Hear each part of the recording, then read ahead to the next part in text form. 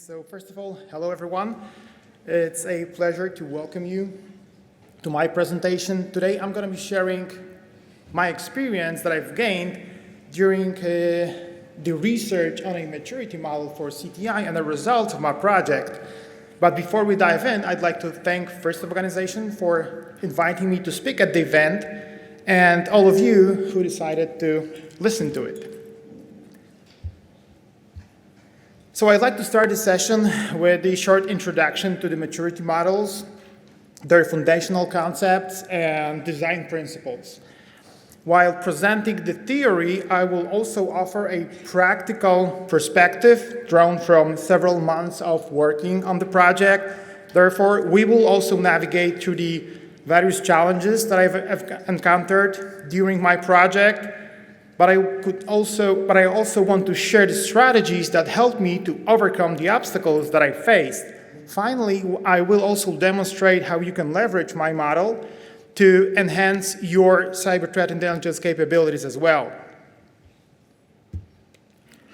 So I probably would not be here today if it hadn't been for one of my previous roles, where I was charged with designing and implementing a CTI program for various OT stakeholders within a global organization. So my initial reaction was, well, I think that with my experience, that should not be a huge challenge, right? So after a few weeks, I realized how wrong I was. So who am I and what is my experience that led me to underestimate the scale of challenges during that task? First 13 years I spent in the intelligence working for governmental stakeholders in a role of an intelligence specialist, team leader, and a program manager. After that, I moved on into business, initially in pharmaceutical industry, when I had the pleasure to design, implement, and run CTI program for OT part of an organization. Currently, I'm in Standard Chartered Bank Intelligence Enablement Lead, where I have a huge pleasure to integrate our CTI capabilities with everything that our stakeholders truly need. To go into the details of a CTI maturity model, first, we should understand what are those models and why we need them at all. So, on the left, you see a selection of maturity models that I briefly referenced before starting working on my project. While reviewing them, I realized that no matter what they are about, they always show some sort of a sequence of levels or stages, if you will, that together form a logical path that starts from chaotic processes leading to full maturity. The fundamental premise for every maturity model is that the sequence can be described in details very practically, which can guide growth and development, ultimately improving the capability of the whole function. So what do we get out of these models? I think that three things mainly. First, we may use them as some sort of a mirror to measure where we stand, to see exactly what are our capabilities, thanks to the so-called descriptive function. Two, they might be used as a game plan, helping us to figure out how we want to level up, thanks to the prescriptive function of those models. And finally, they may be used as a ruler that let us measure where we are comparing to others. And that's basically the comparative function of the maturity models. All those functions I try to represent in my model as well. Unfortunately, very often CTI teams try to develop without any model, and from my experience, that evolution can take the following path. So initially, CTI may begin very informally, started by a, let's say, jack-of-all-trades admin, someone like Cliff from the Cuckoo's Egg novel, where he or she needs to investigate something weird happening in the systems they are responsible for. As the need for security insights grow, and we start to go deeper into what kind of threats we observe externally, dedicated analyst becomes a must, and that is when exactly the CTI function is born. With successes, additional funding or external requirements like regulators with some of the industries, we start to formalize a CTI team. It often kicks off with a very reactive in nature products and processes, or basically summaries like Weekly Intelligence Digest in some of the examples, which strictly speaking are not classical intelligence. As the customer base expands, there's a natural progression towards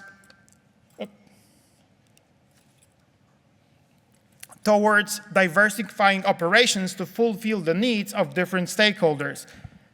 So what ultimately counts in this presented approach are two things. First, the number of stakeholders and products we deliver, and second, thinking that practice makes perfect. Combined, some intelligence teams believe that the more we do it and the longer we do it, the more we produce, we are better equals more mature, right?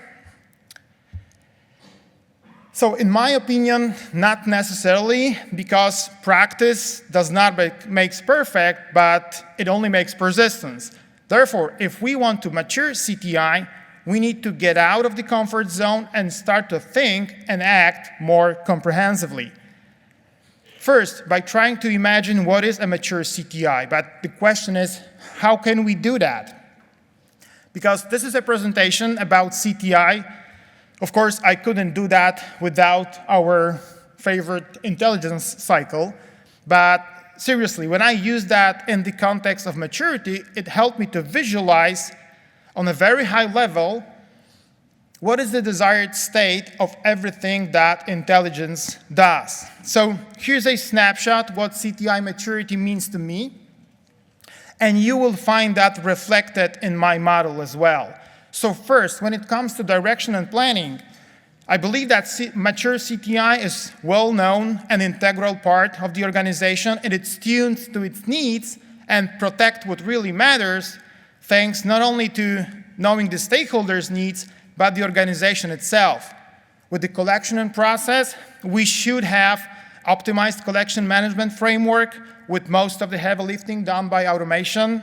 When it comes to analysis and production, in mature CTI, we should have analysts constantly use SATs for delivering sharp, unbiased intelligence and use tested processes for production as well.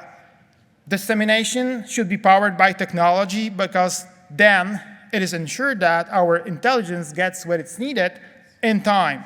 And finally, with feedback, mature CTI should use a constant, tuned dialogue with different stakeholders because only then the intelligence products are constantly updated, they are checked and perfectly tailored.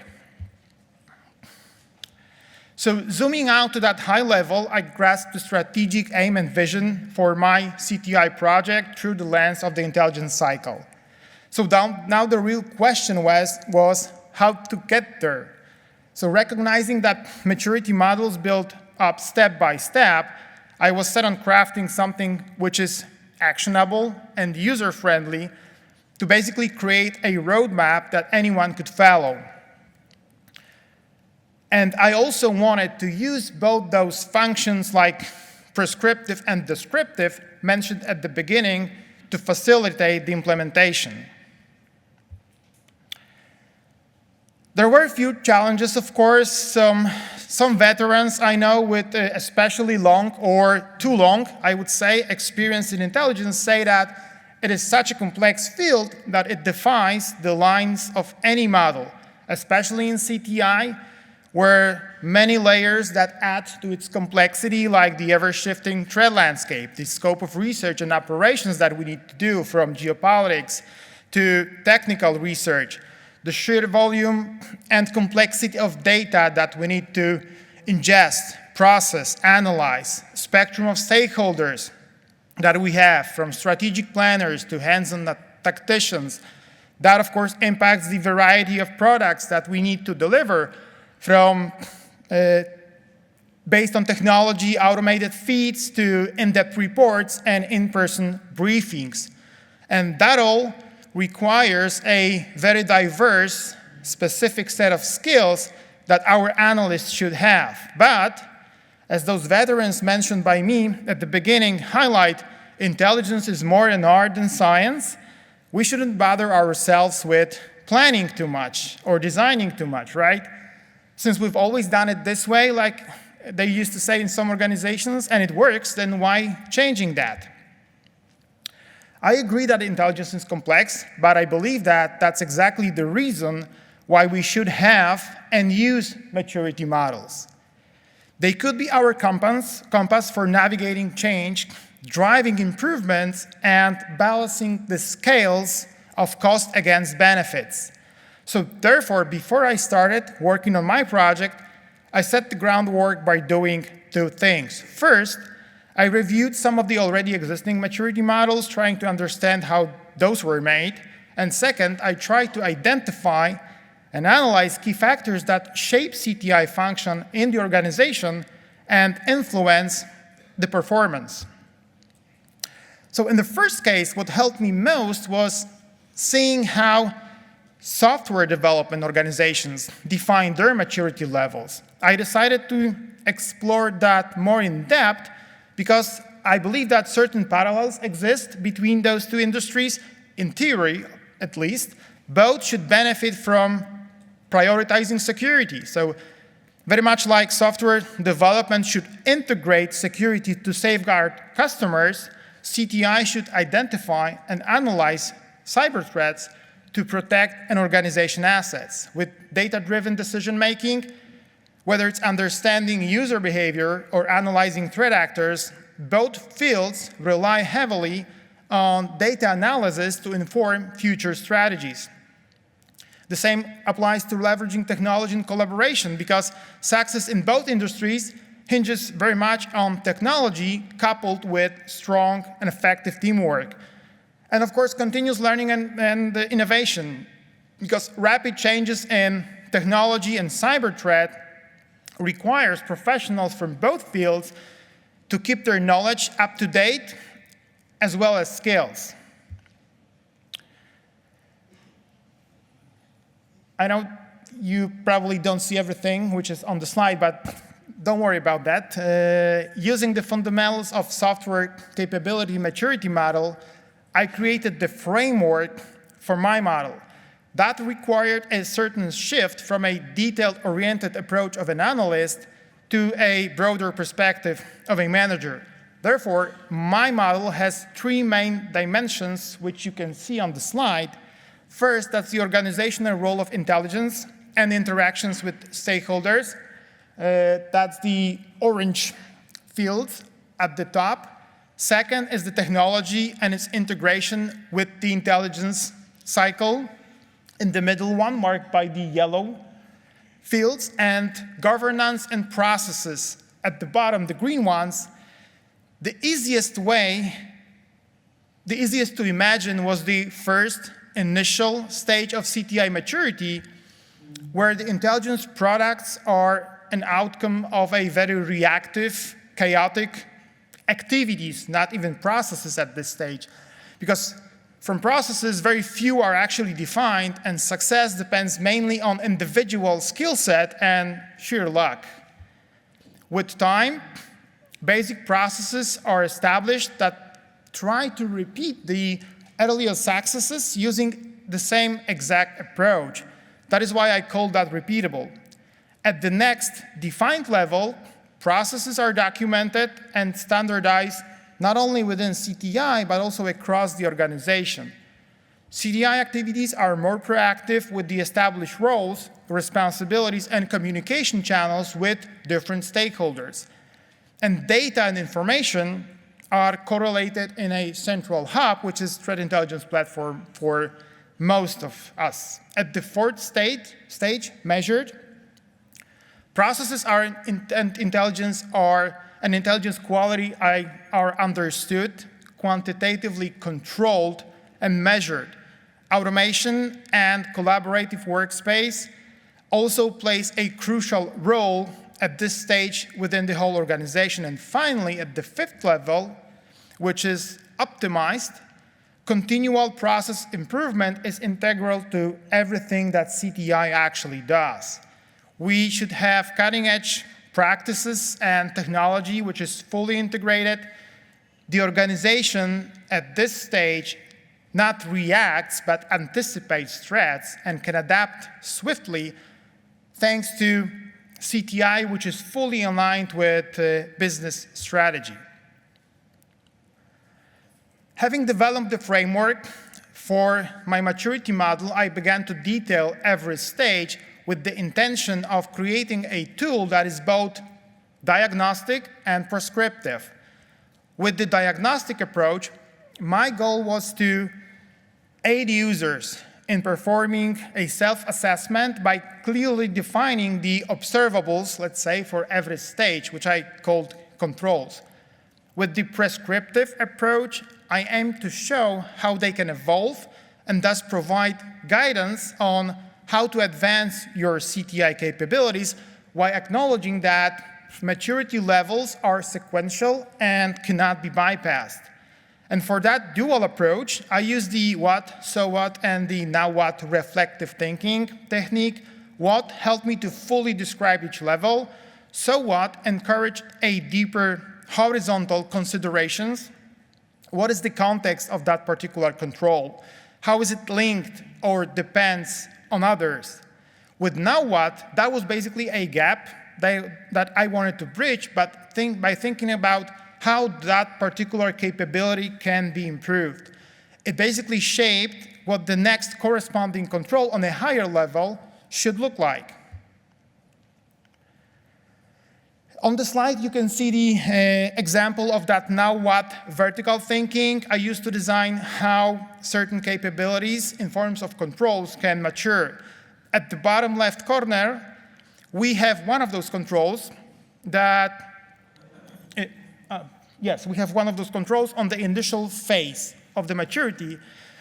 And the initial phase, that control says that we have a CTI function which is created in a very reactive way. For example, after an incident has occurred, at this stage, we are not even thinking or not even having a CTI team, but rather a temporary intelligence function performed by various people depending on many factors, like what's their skill set, what's the time available to them, or basically their knowledge. As our controls progress in maturity at the second level, we can see the existence of a dedicated team, but without clear tasks and defined area of responsibility. In fact, at this stage, we may have a team, but we still lack established and effective processes, including such a crucial ones, like those defining the scope of CTI operations in the form of intelligence requirements. Those start to appear at the defined maturity level, where it is not just about some general OERs, but about priority intelligence requirements, which are created based on very detailed stakeholders' needs.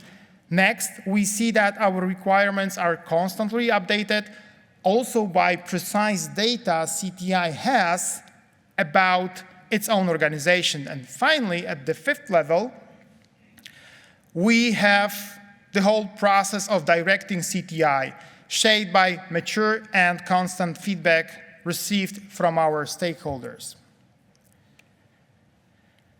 Recognizing that advancement in our area often requires a corresponding maturity in another, the so what, the horizontal thinking, helped me to zoom out and analyze what needs to be done first, who needs to talk and cooperate with whom, and how everything clicks together. That led me to a sort of a back and forth dance while setting up the controls, because I had to make sure they made sense not only on their own, but also as a part of a larger processes. In both the examples that you can see right now, we see that controls are logically interconnected. There should be a visible temporal precedence and cause and effect relation between them. So on the left, with the 3 examples from maturity level 1, we know that there cannot be an established CTI if there's no clear division of responsibilities in the area of security. And because of that, we have a control that says we won't find any priority intelligence requirements that would drive the intelligence operations. On the right-hand side, however, with the maturity level 3 and examples of the controls we have there, first, we see that we have an example of organization where solid security teams are present. Therefore, we should have PIRs set, and that enables the creation of capability maturity framework, which should be present at this stage of CTI maturity. Even with reflective thinking, I faced a few challenges, like, for example, how detailed the controls should be. Are all of them actionable? If not, then what is the difference? With the second question, I decided to kind of split indicators from actionable controls. The reason for that was, at the first level, you cannot achieve something which does not exist. And you will see that reflected and described in the maturity level 1. The first problem was harder. I had to somehow balance the scales where, on one hand, we have too many details, making the applicability very narrow, and on the other, they are too general, thus not providing enough information and context. So what helped me in this case was thinking about my controls as they were goals, and using not SMART, probably known to many of you, but SMART approach. With S, that's the specific, my controls should be specific enough to ensure that they can be clearly understood and implemented. M stands for measurability, so the existence of controls should be measured, and in case of my model, that's a binary yes or no model. Achievable, while controls should be challenging, they also need to be achievable within the context of that particular maturity level. With relevance, they should be relevant, but to the key processes which should be observed on each level. And with F, that stands for flexibility. So although specific, the controls should allow for some flexibility in implementation because they will be introduced in a context of the organization. So since controls are in fact goals, we need to somehow plan the delivery. When I was responsible for that, what helped me were the questions we constantly asked ourselves, like what exactly do we mean by that? What's the end game for that particular action or control? At the high level, Agile, which is all about starting small and scaling up, helped me to use that crawl, walk, run approach when designing the maturity model. Therefore, during the implementation, it enables you, the users, to start small and improve with constant feedback and checking against the goals.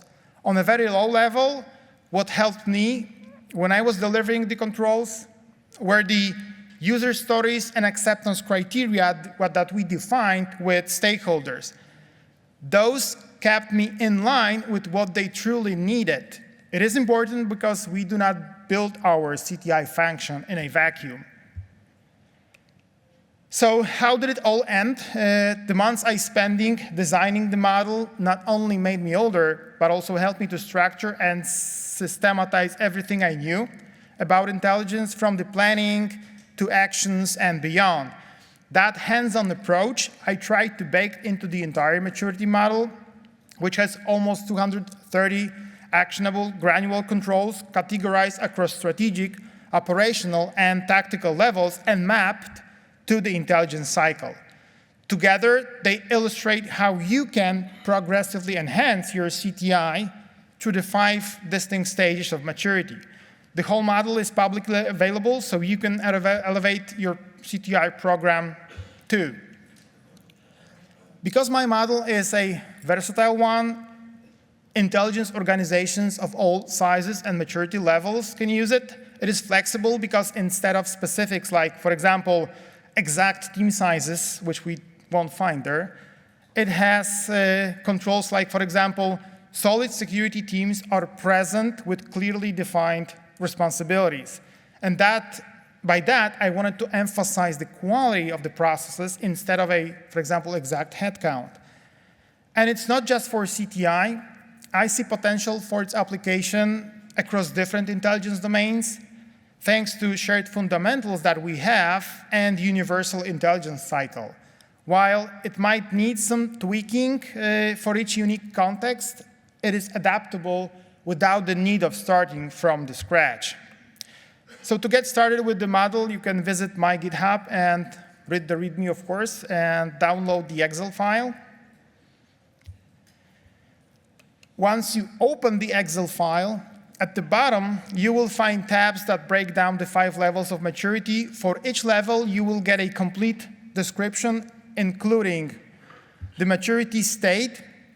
You are assessing the specific phase of the intelligence cycle that the controls are associated with, the intelligence level ranging from strategic to tactical one, detailed description for each control, a self-assessment column to mark whether these controls are present within your intelligence operations or not, and there's a crucial section titled People, Process, Technology. Consider this your blueprint area, where you sketch out your action plan for each control and decide on the processes, technology, resources you need to make it happen. Before you start, try to review the whole model so you can get the understanding how it is structured and how the controls depends on each other. Next, start the self-assessment, work through the first level, review each control, mark whether it's present in your environment or not. Once you finish a level, take a moment to see what is missing, figure out what kind of processes you need to build, what kind of resources are required to put that theory into practice. Remember, keep it all tied to what your business actually needs, because it needs to be cost effective, because someone is signing off on the budget and they will need solid evidence that you actually, that organization actually benefits from that investment. Once your plan to elevate your CTI is in place, shift your focus to execution with proper project management combined with defined and granular goals and priorities based on the controls. You will have a process that is smooth and more structured, far from the chaos of impulsively buying new fancy tools. Remember, threat intelligence platforms, even the best ones, will not magically make your CTI mature on their own. Understand how each control interlinks with others for maximum impact. After implementation of a certain level, take a step back to evaluate and adjust as needed, because it's all about continuous improvement. So when does this process end? Well, I could say that since the model has only 5 levels, the game over is when you reach the final stage. But practically, it should conclude at the stage that best fits your organization needs. I'm confident that most don't require and can't afford the highest level of CTI maturity. I'd say that optimum for most of the organizations will be the defined level.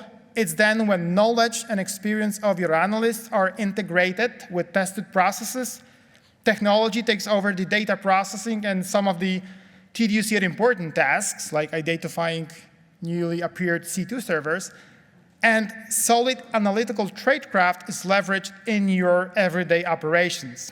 And if you need to go beyond, there's a flexibility to adapt traditional, not that traditional, but additional controls from higher levels, tailoring them to your needs, assuming, of course, we have a budget that can back it all up.